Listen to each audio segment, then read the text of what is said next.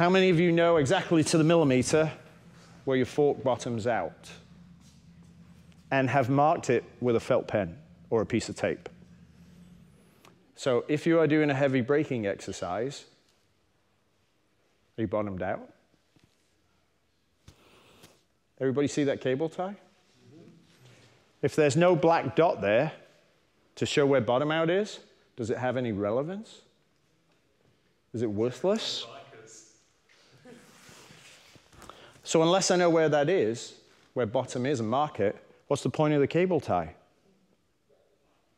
Other than, I'm really good with my brakes. So everybody can do this by themselves. Depending on your knees and hips, you might have to ask somebody else to do it for you. Side stands are very useful. So if you can't see on the back, you'll have to stand up for a minute, and then you can sit down again. So if you stretch the bike out using the side stand, I'm going to measure from the end of the gold here down to the bottom of the chrome tube. And that's going to give me a total distance. So that distance, which I know what it is anyway, is 150 millimeters. So how many of you with your owner's manual went, okay. So in the book, it says I have 140 millimeters of travel. So where does the dot go? Who's the mathematician? 10 mil up. If I did that, and I'm practicing my braking, am I going to get better? Sure. Well, how close now am I to actually bottoming the suspension out if I've only got 10 mil up as my maximum? There's not much there, is there? So as you get better and practice a skill, that cable tie is going to go further and further and further. And if you don't have the black dot to check where you are, because your skills are improving, when you come to that crisis and you do that, what comes next? That. Now you've got to let go. You don't have a choice. You've got to put the rear wheel down so you can get 2 sets of brakes working for you again. So takeaway number 1, which every single one of you can do with a tape measure and a pen: year, make, model, and specs. Measure it extended. What is my bottom out? Never put a cable tie on the left leg. Why? Because everyone can see it. You could walk across something and go, whose bike is this? You just paid it forward. When did you last reset your cable tie? What? Is that bottomed? Where's your bottom out mark? And that might be the end of the conversation, but you could have just saved a life. We all need that front end to work as well as possible. That's fair, eh? Because that's all we got. Most of us don't have the brain power to put the rear on first before the front in a crisis, unless you practice that skill set over and over and over. So until you get that embedded, we're always going to go for the front. And we're always going to yank on it. So that is by far the most important thing you can ever do in your motorcycling career with every bike you own. By far. Because that will always tell you I'm safe. No glazed looks. Excellent. Second part. Show of hands. How many change their engine oil at 2,500 Ks? Too short? 5,000 Ks. Okay. 8,000. Yeah, we're thinning out now. Over 10? Engineer? Or broke? There you go. Engineer is the difference between long chain and short chain molecules. Blah, blah, blah. Whatever. But it's research where you find the information out.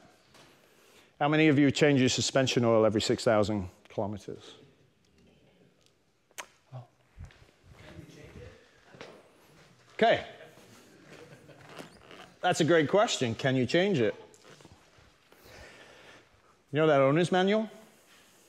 It's got dots in it. Hey, for stuff that needs to get done. Do you know where all the dots are? Okay, so there's a valid point here. Is there a dot for that? If there's not a dot, should you change it? It's a question. So if there isn't a dot and you don't know, and you are doing the honest to God's truth, best maintenance you can on your bike because you fulfill every dot in every column at the right odometer reading, you're dead on. But you're dead on because you're binary and literal. It says this, I'm going to do this, so I'm doing that. And that's perfect because that's your bare minimum. But I hope from what we're doing tonight, you reconsider that. And those that are mechanical, maybe you help somebody else do it. But more importantly, you actually, before doing anything, take a step back. So everybody in the emergency services, the first thing they do when they get to a situation, survey the scene. So I step back and look at the motorcycle, look at the person I'm dealing with, and try and get a sense of what I've got. Then I'll take a step in by asking questions and looking at specific items. So, how many of you have seen me go through a bike in YouTube? Great, those numbers are going to go through the roof because there's a lot of you that haven't. So at this point, there's a resource there for you because you're not going to remember everything I give you. It's going to be 4 things tonight. That's all I'm going to go through. But at that point, you can always go there and find it out. How many have forks that are non-adjustable? It's about a quarter. Okay.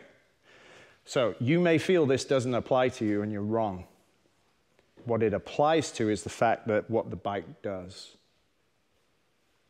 And I will give you an example at the end of several motorcycles where I've never put the key in, 0 kilometers, and changed the forecourt. But you'll understand why. So,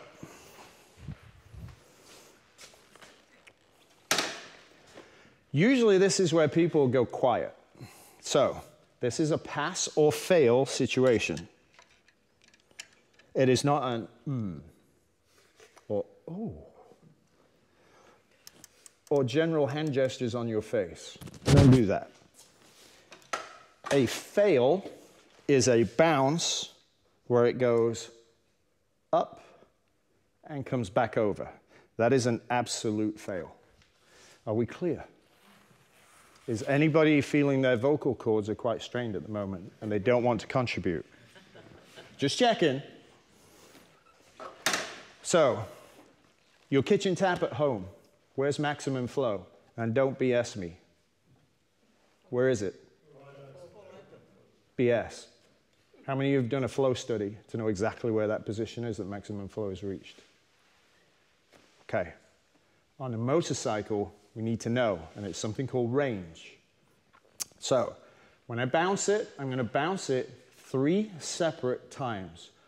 For now, you can be quiet and observe, but count the number of bounces and see if you can get it roughly accurate in your head. And that side won't be able to see much. So let's do that. Ready? Bounce number 1.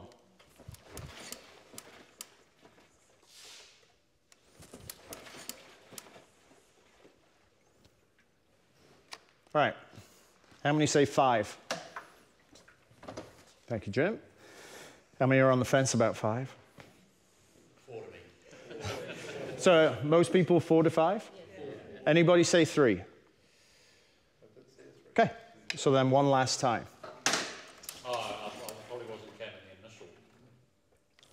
So 3 to 4 becomes pretty apparent. 40% of all fatalities on a motorcycle are single motorcycle accidents and loss of control going into a corner. How's that helping you exactly? How many bounces? 3 to 4? How many of you ride through a corner, let's say 85 to 100K, and stay out of the gas for a while, until you can see your exit, and then go. How many of you get on the gas and get out of it? And maybe get on it a little bit and wait and go. How many of you use your brakes all the way around the corner until you can see where you're going and then accelerate? So what you just saw, what does that mean in the corner? It means fork goes down, wheel turns. Now what happens? Fork extends, bike wants to stand. I'm not done yet. I've got to do this 3 more times.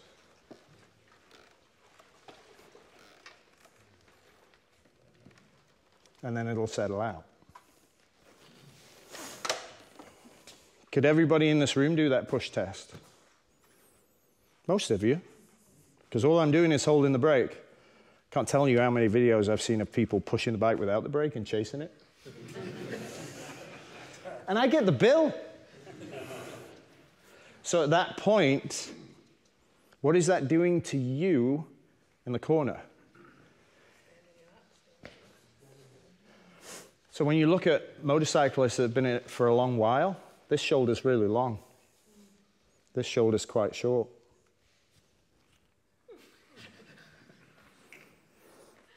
And that, if you look quietly and do it over a period of time, is gospel. It's the funniest thing you'll ever see. But it's truthful. Because they spent their whole life getting control of the motorcycle. So if this is a tap, that tap is wide open. And if it's wide open, it can do what it wants. Agreed? Certainly does. I have 12 total clicks available to me in this specific fork. So I am going to go halfway.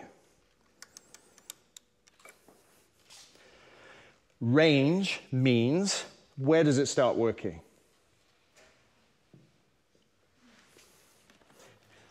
If this gives me 4 minimum bounces, is it working? No.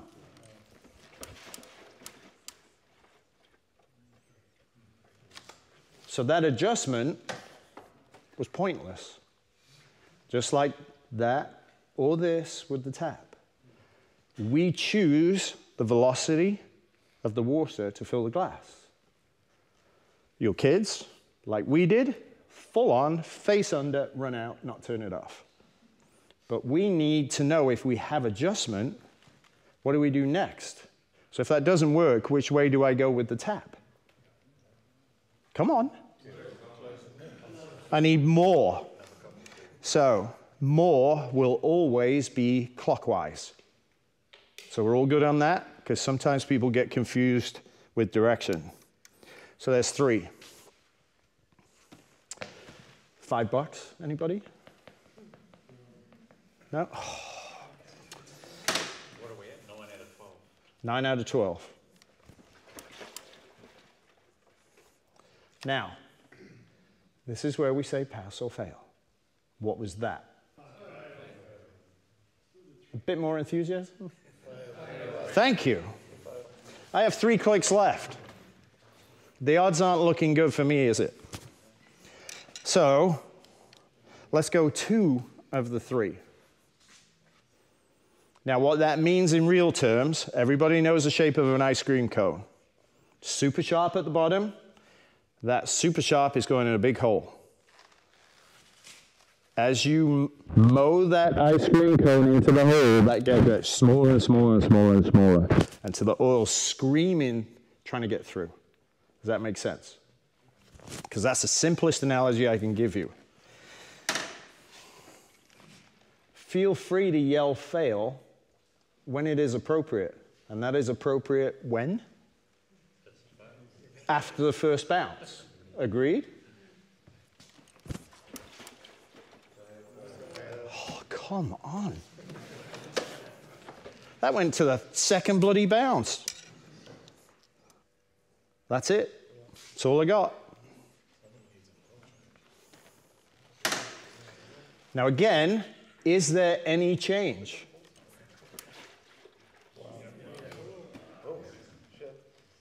So where's that ice cream cone in the hole? It's all in, eh? There's not much gap there. Correct. So what does that tell you about the ice cream cone? Or it's too short. One or the other, right? Or the ice cream cone is one of those super cheap ones with the bottom cut off, so it doesn't drip all over you. It's a square one, because that exists too.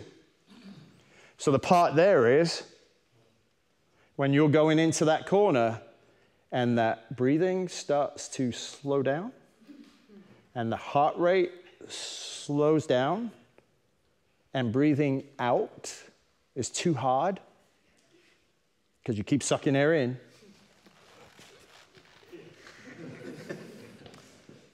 Are you holding on? And that's it. So the test will be get to a nice corner.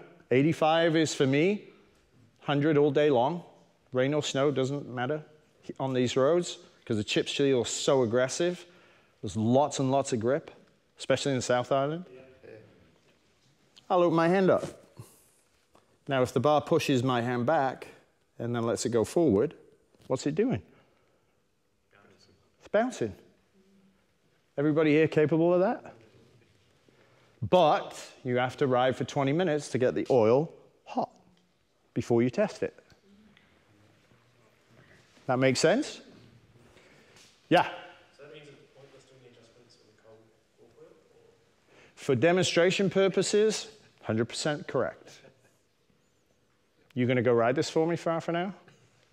Oh, okay. But you're right, you're on the money. So that's an excellent question. Because hot oil is much thinner than cold oil. And the longer you leave it, how many have got 30K on their forks right now or more? Anyway, moving on. Yes, let's not go there. Everybody know what a lava lamp is? There's some young faces that may not. So you owed a lot. Take care of them tonight, later. But you're riding a lava lamp. Old, really thick cold oil that turns into tap water eventually. So all of you, without adjusting anything on your bike, if you have adjustments, can go out on a 10 to 15 Celsius day. In the first 10 minutes, does it beat you up? After that, is there a period of where everything's nice and then it starts beating you up again? And that's your oil viscosity going from goo to somewhat oil to tap water. So as you ride your bike over a period of time, even if you don't want to touch anything, how does the ride evolve? The longer that oil's been in there, the bigger that window. So you're riding around on a bike, especially if you don't have any way of adjusting it, on something that is telling you how to behave. If you like that at home, more power to you.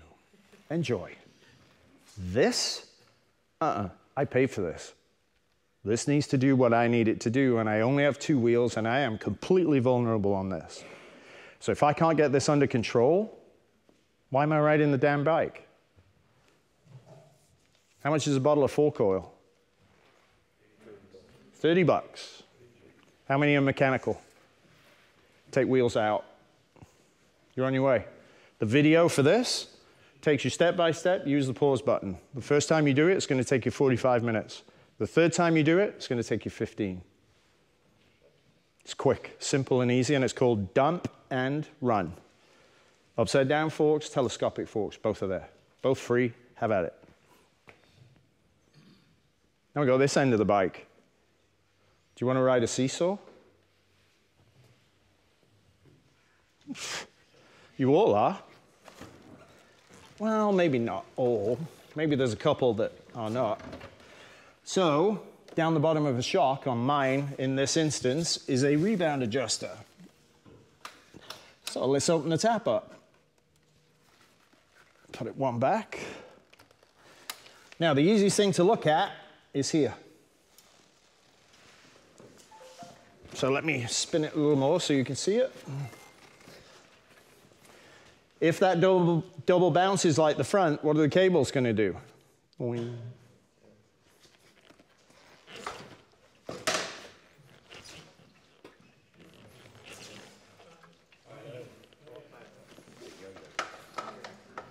What is that doing to me on corner entry? And when? When's the important part? Incorrect. Too late in the process. What's the first thing you do when you approach a corner? So what's this doing? Send. Then what does it do? Sit you down. What does that do to the front end? Ooh. So you are in a push condition. You can easily, after that 20-minute warm-up, roll out of the gas smoothly. Do I pop and sit? And pop again and sit down and it levels off. Then you know that is incorrect. Simple? Okay.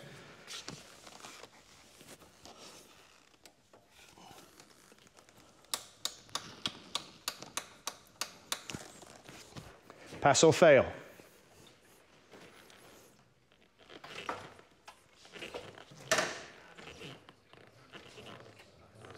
There's murmuring in the crowd. Thank you. Now, is that good enough? What should I do now? Or less? Go both ways, eh? Right, so let's go back a little bit. How many did I put in? 10 is correct. Excellent, gold star. So let's take 4 out.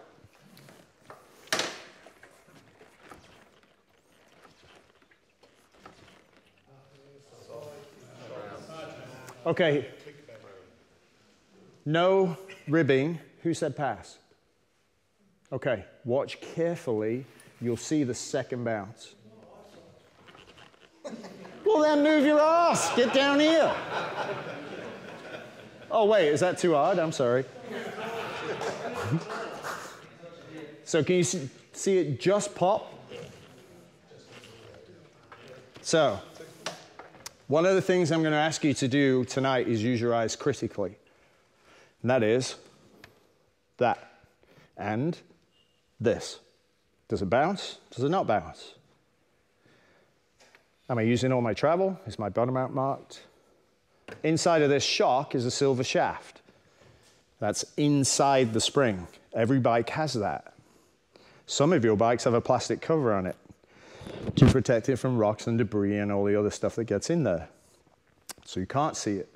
But when you can, how many of you get in there and clean it with a Q-tip? I don't know anybody that's ever cleaned a shock with a Q-tip that's buried. A Panigale with it on the side? It's pristine, it's perfect. Any shock that is immediately visible, twin shockers on the outside of an older bike or a touring type bike, if they're on there, they're clean. These, no. What if that shock shaft is 100% clean? What have we got? A problem. Because if you never washed your forks, they'd be somewhere dirty. Fairly consistently, maybe. Bit different between city riding and out in the countryside, of course. But there'd be a difference. So if this is super clean, I'm in trouble. Because I am reaching bottom. And most of the places I'll reach bottom is when you're going down the road and it dips and comes back.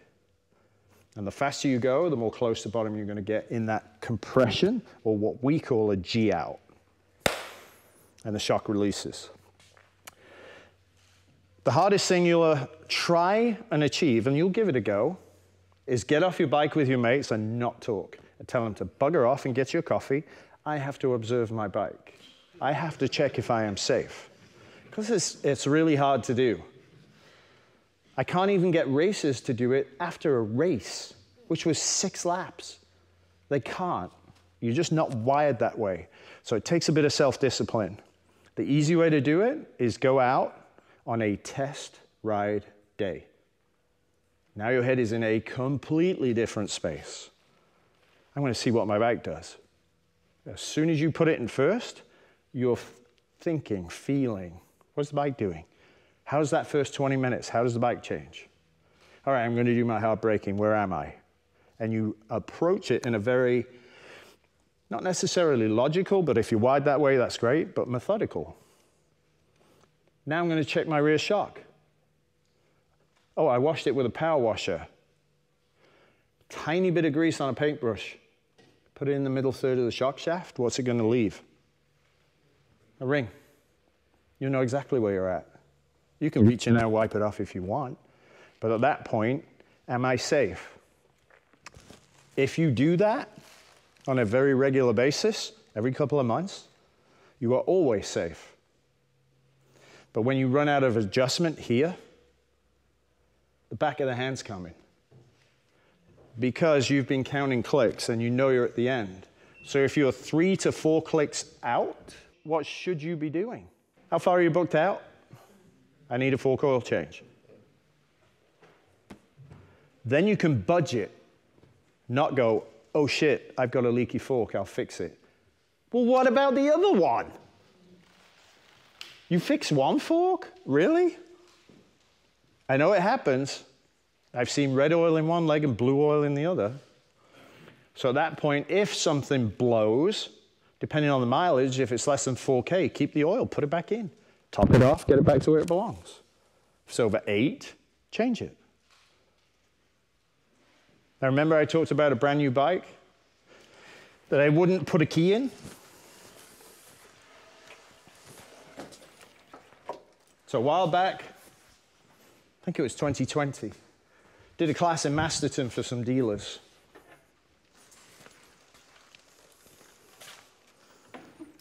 Would you consider, if a bike fails the bounce test, of putting the right oil in the bike before it's sold? Strong reception, very positive reception to that. Because you want the bike as stock, there you go.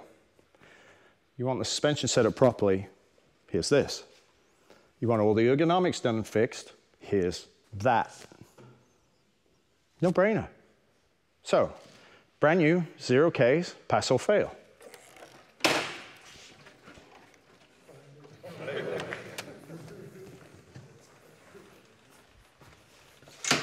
Ninja 400, SV650.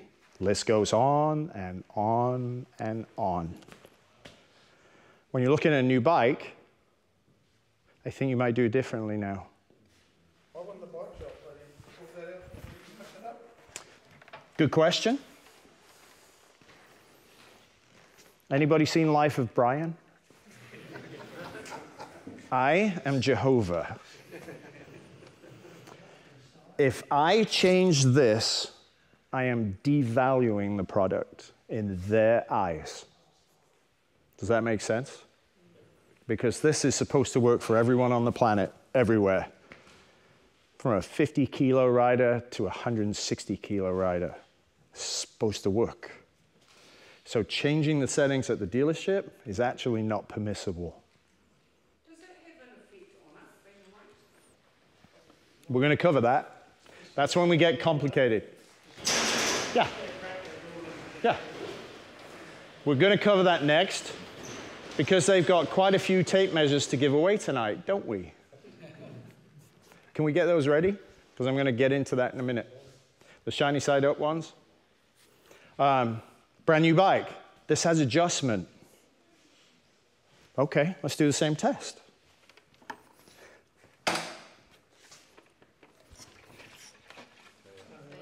Okay. Hang on. We've got adjusters. So we have 2 preload adjusters. We have a compression adjuster in the right leg, and we have a rebound adjuster in the left leg. Oh, that's interesting. You're not going to be able to do this at a dealership, guarantee you. And I will do this very carefully because it's brand new. Because I don't want to buy a new fork cap. That's at 1 click from maximum. Let's put it on maximum. Perfect. But I got nothing left. So the question you ask is, in this service manual for this bike, what is the oil by brand and what is the viscosity they say? Because it's obviously not going to work for long, is it?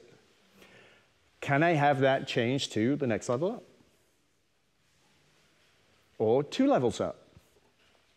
Because you can have whatever you want, but if you know what you're fighting, what problem you're having, you can make an intelligent suggestion right away without being trained in fluid dynamics and oil and center stokes and VI, and because fork oil, unlike engine oil, has 0 standardization, none. Somebody's 5 is somebody's 2 is somebody's 7. So you Google a fork oil viscosity chart if you want to learn more, figure out what's being used here. That's obviously at 1 click out, brand new, not going to work for me, so I want 2 up. I'm going to try that. It's $30 if you do it yourself. Do you use the viscosity index? I do. That's the first port of call. The ideal one to use is the 40 center stoke number because of heat, just from friction. So at that point, you can all Google a fork oil viscosity chart. What have I got? What does it come with? I want that. So at that point, that's easily doable, and it gives you your bike time and adjustment and the ability to pick your setting. Now the other part is this has a compression adjuster. So think of rebound as a trampoline. If you drop in from 4 meters, where are you going? You'll hang off that. Probably punch a hole in the ceiling too. But if you walk across it, So compression is how much it goes down. And the further it travels, there's more stored energy to be released. Does that make sense? Okay, good. So if I push this gently, let's take all of my compression out. I got to find the stock setting. 1, 2, 3, 4, 5, 6, 7, 8, 9, 10. 9 of 17. It's kind of halfway. So all the way out, how far will it go? There's a lot of movement, eh?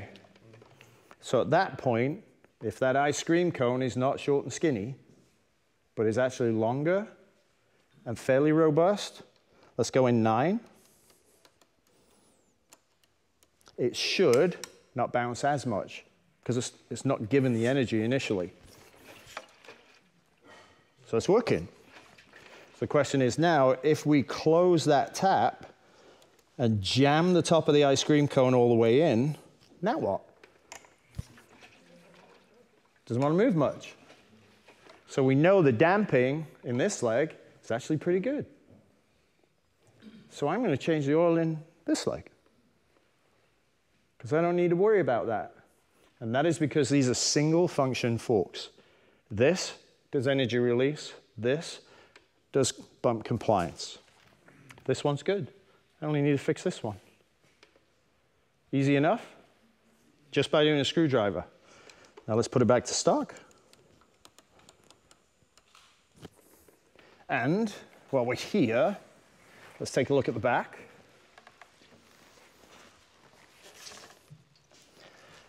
Does it double bounce?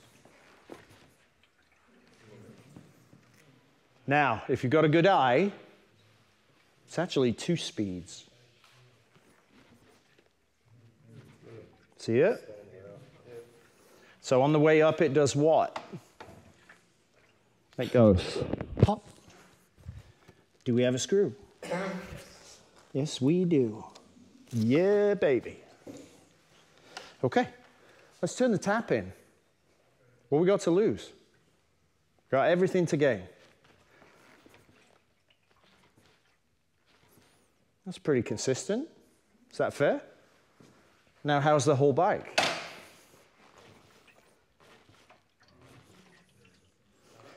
When you've got this, you have a flight attendant grin for hours and hours because the bike hits the bump and stays still. So, planted, on rails, glued to the road, all those phrases are things you will think of. The biggest part is your energy depletion will be 70% per corner. Yep. Go. The compression versus the rebound on the front. Yep. Both of those tests you did, from my perspective, seem very close to each other. So you started off with a rebound test, okay, and you adjusted it until you were happy with it. But then you adjusted the compression, which to test that on, you just seem to do more repeated ones before you check to see where it starts. With the rebound, you did one good one and then see how it behaves. Okay. If the compression is set incorrectly, would that not influence the rebound as well? You are correct. If it doesn't travel as far, there's less energy stored and it less kick. So you're 100% right. So for the purpose of the test, there's no point the bike doing this and me pushing on the front end on the compression side. Control this, get this correct, take it all out, go in the middle, go to the end. Does it actually shorten the amount of travel used with the same energy input? If I leave this incorrect, then it's going to keep coming back with more energy, which will kick it higher back in the stroke. So if I control this first, same as I'm controlling this in the rear, then at that point, when I go everything to middle to maximum, then that gives you a good feel. If you wanted to do it with the rebound adjuster all the way off, you would put a cable tie on there and you push it down and you wouldn't care about how it kicked back, right? You can't. And then you try all three settings and see when you pushed, if you can be laboratory consistent in the energy you put in, does that compression setting give me this much with nothing, that much in the middle, and that much with everything? Does it give me 3 different numbers? But you're going to have to let it kick. So it may not give you as equal a result, so do both. And then compare the results between both. Does that answer your question? We'll need to sleep on it. But Okay. I saw you doing similar yesterday, and afterwards I was going, That's good, because you're thinking about it. but you do the rebound first and then. I will always set that first, because then I know what I'm getting back is consistent. So even if the compression happens to be rock hard or whatever at that point. Which we found out on the Moto Marini. Front end was locked up, so I had to open it up first to check it. And then go into the settings after the fact. So there's a process. It just depends which way makes sense in your head and the way you think. So, how long will this last? Depends how hard you ride. You push the living daylights out of this all the time, it might last 600 Ks. Oh, there's my screwdriver. Okay, I'll go fix that. Oh, that means I have to go ride again. Oh, sorry. I'll be back. With somebody that rides nice and fun, recreationally, just wants to ride, shut the world out, and go for a ride. It might last you 1,500, 1,800 Ks. Depends on you. But that and this will tell you. That's why you have to test, ride, day. So from the day you think you've got it close, 800 Ks on that odometer reading, put that on the fridge. So you have a prompt. You have something that tells you it's time. And then you go out for a test ride day, which is totally different. So, cable tie, bottom out. Front rebound, shock travel. Are we all good on all of that? Now, servicing. Non-adjustable fork, how long is that going to last? 2,000 Ks, maybe. Again, depending on the rider, But the maximum I've got out of it on the Ninja 400 with 15 weight oil versus 5 stock on the street is basically 2,200. Everybody's seen feathering and cupping on tires, right? That's the rebound, doing this. And if on some of the tires you run your hand around the circumference, it is lumpy from the tire. Doing that down the road, which you may not feel, because our best and worst quality as a human is adaptation. So how would I respond to a person that came to me and said, you set my bike up 6,000 Ks ago, it's perfect.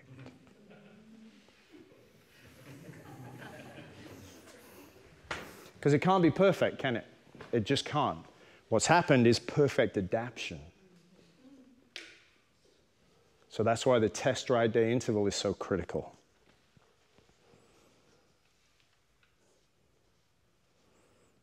Everybody can fix this. Not everybody gets it, but everybody understands the why. If you want to be safe on your motorcycle, regarding suspension, it may need a screwdriver, it may need an Allen key, it may need a spanner, but you can have a go. Write down what you have, and there's a video called Clicks, Turns, and Faces, and that shows you how to map your bike. Where is everything to start with? All you have to do then is write down what you change. Did it give you permagrin, or did it make you frown? That's it. It doesn't have to be any more complicated than that. You didn't like it? Undo what you did, which is written right here. You can self-test easily. You just need a book and a pen and a tool. So have a go. But first and foremost, before you start on anything else, where's my bottom out? How much travel am I using? We need this to support us as best as possible. And service these more than you should. So my race bike, if somebody leaves me that delightful 4 inches, which is 3 feet, can I take it?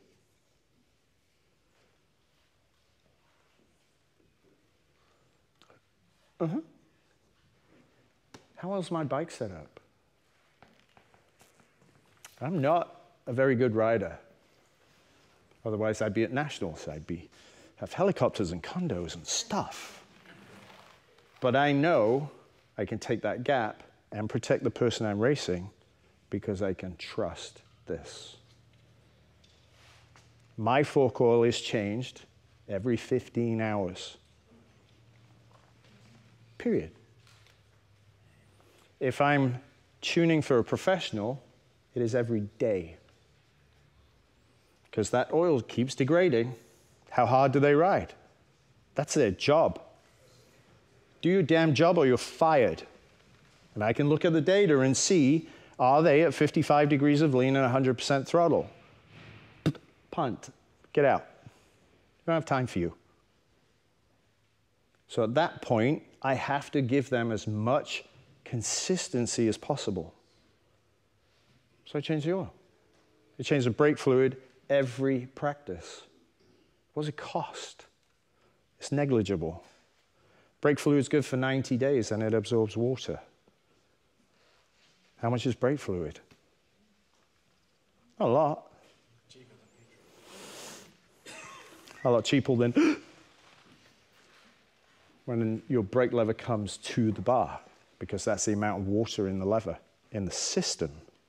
So the maintenance part, if you can up the ante a little bit, you can always depend on your bike.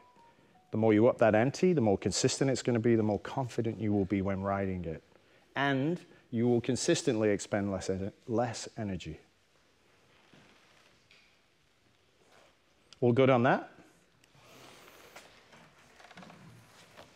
Last thing. How many of you changed tires recently? How many of you switched brands of tires? How many of you kept with the same brand, but changed the size of the tire?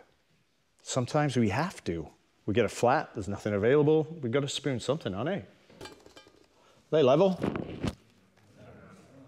Any of you ever thought of doing that? Do you think every 180/55 tire from any manufacturer is the same circumference? Oh, you shouldn't be shaking your heads.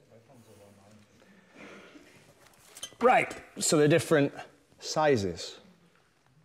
If you had to change tires and you had a 190 and all that was available was a 180, what happened to the handling of your bike in this situation? From fatter to thinner, you said? If you had to go to this smaller tire, how did it change your handling? And which way are you going to go in the corner?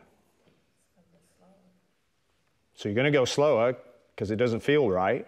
But if you get on the throttle, where are you going? So you get out. It's too late.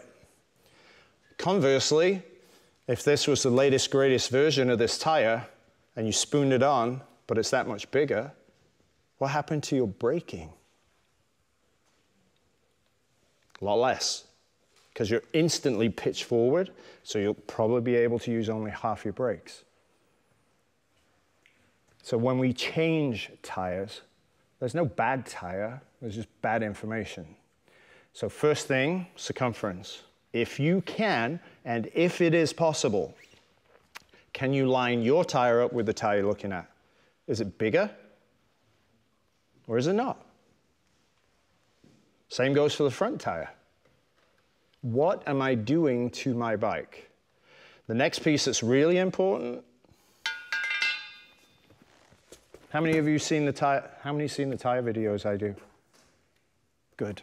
That's going to explode. It's going to be great. Is that going anywhere?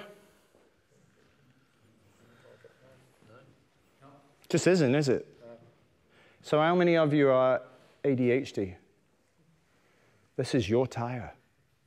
Every single imperfection of the road is coming through to you, and your brain will go, hot towel. Oh. Because you're getting the frequency of the information you need. For many of you that just ride recreationally and want to, who's cutting the grass? Oh, there it is. This is not the tire for you. So this is about carcass construction. This is a very hard carcass tire. Does it need a ton of pressure? No. What if I got a tire and I sat on it and it went straight to the floor? It is ridiculously soft, and there are some tires you can pick up by hand and figure of 8. By hand. So when you put the tires on, are you buying a hard carcass tire or are you buying a soft carcass tire? So that's part 2. Height or circumference and carcass. And the third thing is this. If my bike was a 2008 GSXL 1000, these tires never existed then. Should I follow the sticker? That's an interesting question, eh? So that sticker was there for the tires that came on it, which back then was a BTO 16, Bridgestone. Should that apply now, today, to these brand new tires? In your head, you're going, shit, what do I say? What do I, Are the pressures for on the sticker what's made for the rim of rather than actual tire? That's what it comes with, right? That was contemporary for Right. the year of manufacture, right? So on these tires, instead of using the sticker, would you use the range of pressure on the sidewall of the tire that they give you? Does that make sense? Is that acceptable? Does that emotionally work with you? Or logically, you see the pathway there? If it says 3642, the bane of my life, for 2 people and 1 person, does that make sense? And in the PowerPoint presentation, I've got that on a CBR 600. 3642, solo, 2 riders. How is that possible? So the critical thinking piece here is when you get new tires, can you, if you cannot compare them, shove your hand in, and that gets about there, and put your new one on. If I can get up to there in, what happened to the front end? before I put the key in it. Where's my head?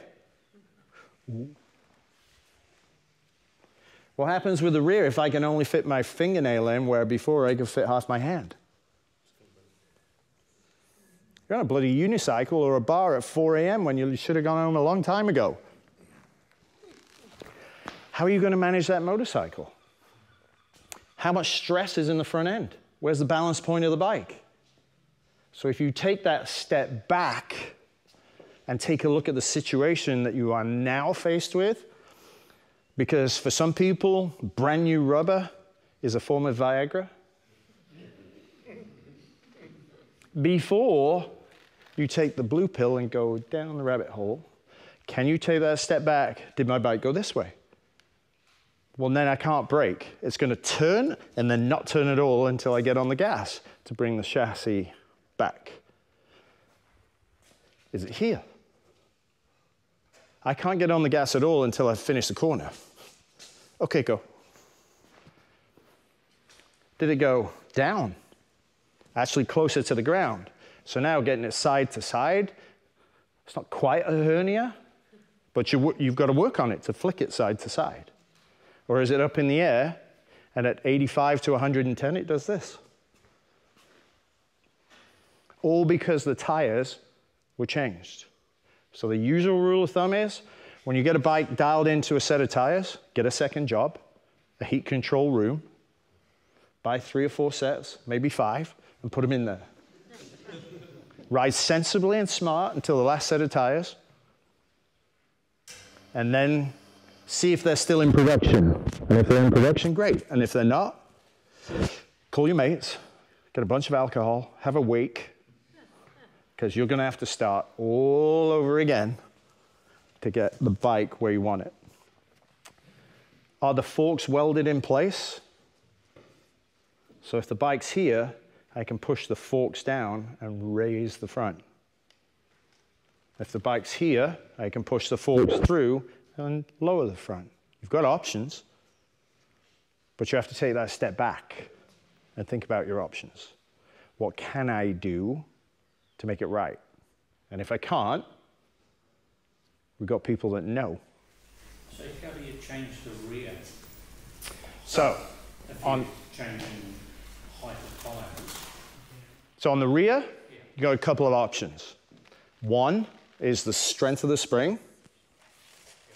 So if we're up here, can we make that spring softer to bring the seat down? That's your first option. You can also open the compression damping up. Sit it down. You're still actually going to put grease on the shaft to see if you're that 2 to 3 millimeters off the bumper. Am I safe? Because when you do this, there's a lot less leverage. As you bring that down, the leverage increases. Does that make sense? So at that point, your first port of call is the spring. Second point of call is your compression damping if you have it. If you do not have that, and you cannot correct it in the front, and you still got half the travel unused, you change the spring on the shock to a softer spring. So you can go those 3 steps because there is no physical way to shorten the shock without taking it apart and putting a spacer inside of it. So conversely, if you're all the way down here, on some rear shocks, the mount has a stud going through the frame. That's the top mount. Spend $4 in washers at the hardware store, open it up again. Yeah. So there are choices and options, but it depends what you're faced with. So again, the step back. What is my situation? What are my options? How can I fix it? Does that answer your question?